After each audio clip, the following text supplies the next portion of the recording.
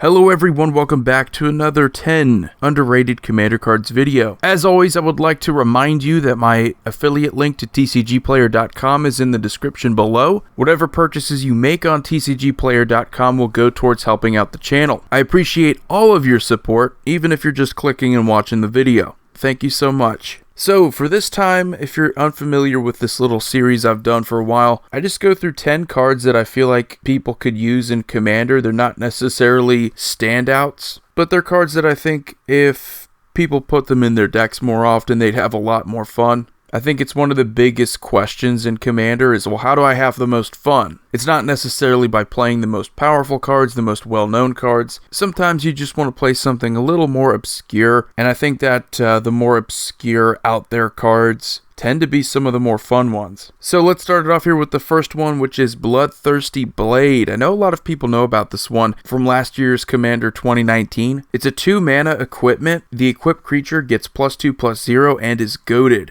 It also has an activated ability of 1 mana, and you can attach the Bloodthirsty Blade to target creature an opponent controls, but you can only do this at sorcery speed. I think Goad is probably one of the more fun mechanics in a Commander game, making it so that your opponent's creatures can't attack you. It's a very unique way that Red has been able to interact with creatures, and although this obviously isn't a red card, Goad is very much a red ability. It also makes itself incredibly useful if you're playing something like Pillow Fort, making it so that your opponent's creatures can't attack you, but they can attack everyone else, and they have to attack, I think is very powerful. I think if you can turn the hate away from yourself, especially if you can equip this to someone's commander, and that commander's a Voltron commander, you don't really have to worry about much. It's a very efficient card, it's only 2 mana to play, and only 1 to attach it to a creature. So if your opponent has a very important creature, they don't want to attack with it, you can force them to attack with it and likely cost them that creature, or at least with that creature they're going to be dealing some damage to someone else. The next card is Ancient Stone Idol.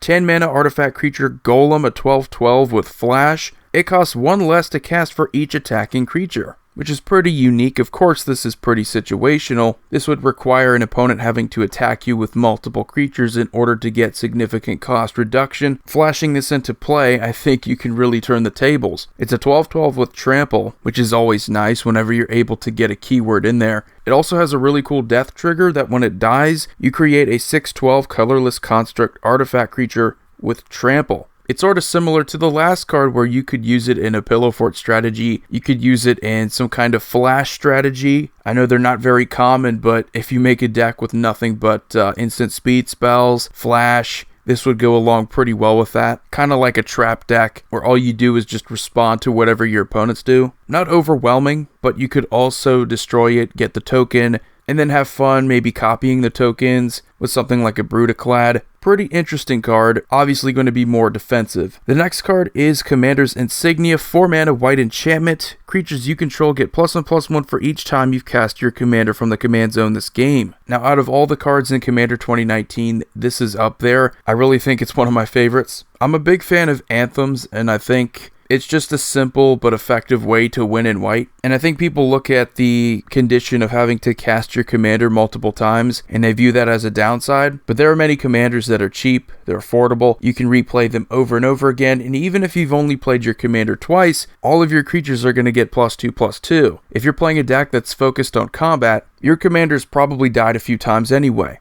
So the real value here is just play your commander a few times and you get +3/+3 for 4 mana on all of your creatures. So tokens, even if they're 1/1s, they become 4/4s. It's a very simple anthem, but it's one that I think, because it's only 4 mana and it has the potential to give all your creatures a significant boost, it's definitely worth adding to your white decks, especially if you're already playing those other anthems. The next card is Summary Dismissal. 4 mana blue instant. You exile all other spells and counter all abilities. Summary Dismissal, I think, is just one of the most underrated answers in blue, and it's one that not many people play. If your opponents have a win con and simply countering it, having it go to the graveyard isn't good enough, having a counterspell that can exile is perfect, because there are very few ways after that they can get the card back. The cool thing about Summary Dismissal is that it's even more than that. You can counter all abilities too. So if someone has activated an ability and someone has played a spell in response, this will also function as like a mass stifle.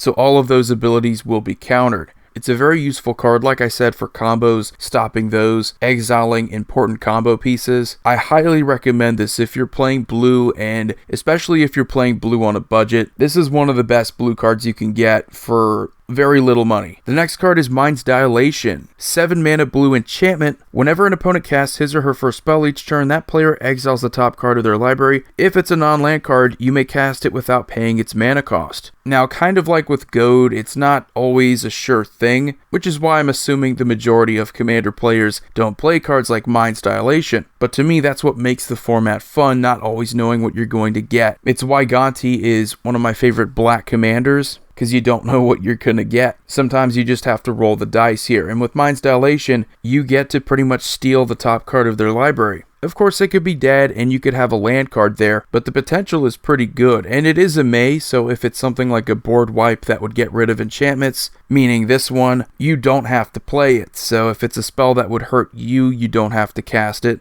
You can really handcuff them by threatening to play cards from their deck, which doesn't stop players from playing their spells, but it could be that little annoyance that deters them from doing anything further. The next card is Cover of Darkness. 2 mana enchantment in black. As Cover of Darkness comes into play, choose a creature type. Creatures of the chosen type have fear, meaning that they can't be blocked except by artifact creatures and or black creatures. Now, fear is an older ability. You don't see it that much anymore. I think Intimidate has pretty much taken over. This is more specific to black creatures. I think it's a fantastic tribal card to play, especially if you're with zombies, vampires, and I guess you could even throw this into like a 5-color dragon deck, or even slivers. If your opponents have a black creature or an artifact creature, they can obviously block, but that's 2 out of 6. The majority of creatures are probably not going to be able to block. It really shocks me why people don't play this card. I think making your creatures unblockable or giving them a way to attack unblocked is always good, and if you can give fear to pretty much all of your creatures if they share the same creature type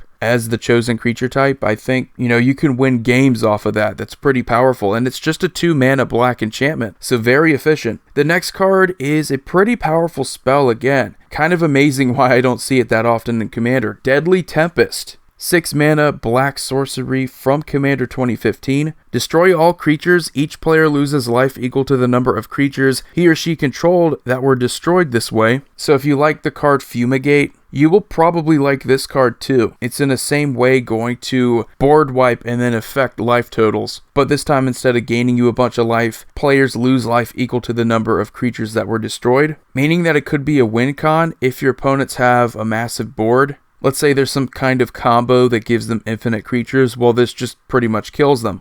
Even if it doesn't, and let's say even if it doesn't really lose your opponents that much life, it's still worth it for being a board wipe. I mean, at the very least, it's going to wipe the board and just be effective in that way. The next card is Mirror March. This card is fantastic, and I think it's just the possibility of it being dead is why people don't like playing it that much, or at least that's my guess. It's a 6 mana red enchantment. Whenever a non-token creature enters the battlefield under your control, flip a coin until you lose a flip. For each flip you won, create a token that's a copy of that creature. Those tokens gain haste. Exile them at the beginning of the next end step. Now, whenever it says flip a coin until you lose the flip, that's probably what a lot of people are afraid of. However, I think the pros outweigh the cons. I think if you tend to play a lot of creatures, if you tend to have a lot of creatures enter the battlefield, this card will be worth it. It would be worse if it said you had to cast a creature. That would restrict it a bit. I think the fact that it's just ETB makes this card really strong. If there's a real negative to it, I would say that it's 6 mana, which means for a lot of people, you're going to have to play it, let it sit on the field until you could play a decent number of creatures. That being said, I still think if you can reanimate a lot of creatures, if you can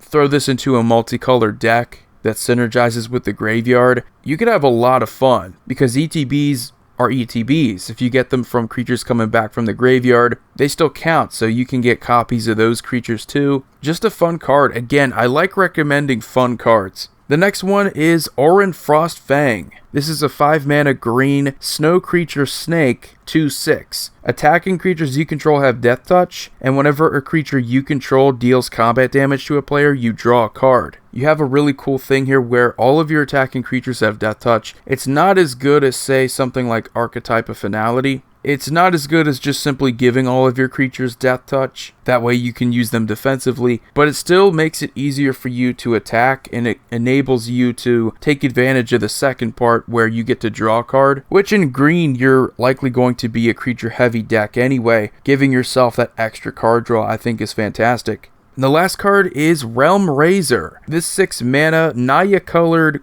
beast 4/2 from Shards of Alara I think is just incredible. If you're playing a creature deck, which in Naya colors you probably are, you want to develop a board and then freeze it. It comes into play and you remove all lands from the game. When it leaves play, return the removed cards to play tapped under their owner's control. Now this is going to be incredibly powerful if you do have that developed board state. If you have massive creatures and you're just outnumbering all of your opponents, you will probably win the game after you play this. I mean, even if it's not going to win you the game, worst case scenario, they get rid of Realm Razer and all of the lands return to play. So it's not even that risky, because if they solve this problem, then you're just back to where you were before. It's not like an Armageddon where you can't really go back. And I think a lot of people tend to hate land destruction. At least with this, you have the possibility of going back to the way the board was before. And I do tend to recommend fun cards. I think this could be more fun and entertaining for that reason. Giving your opponents hope,